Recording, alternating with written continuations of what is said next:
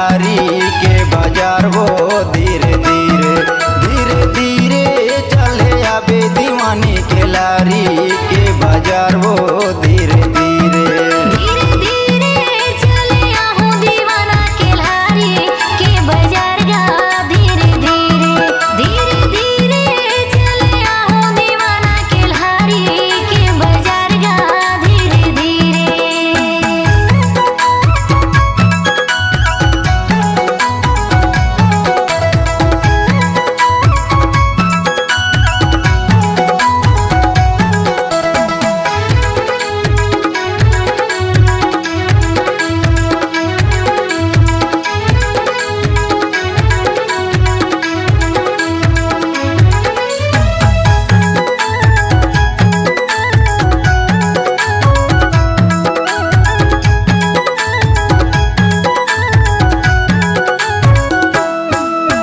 गाँव है सिकुर थाना है केलारी,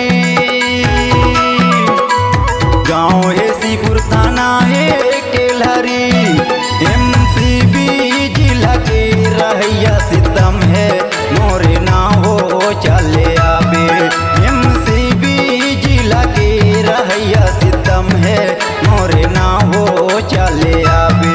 धीरे धीरे चले आहूं दीवाना के लारी के बाजार गा धीरे धीरे धीरे धीरे चले आहूं दीवाना के लारी के बाजार गा धीरे धीरे धीरे धीरे चले आबे दीवानी के लारी के बाजार वो धीरे धीरे धीरे धीरे चले आबे दीवानी के लारी के बाजार वो धीरे धीरे धीरे धीरे चले आहूं दीवाना के लारी के बाजार गा धीरे धीरे धीरे धीरे चले आबे दीवानी के लारी के बाजार वो धीरे धीरे।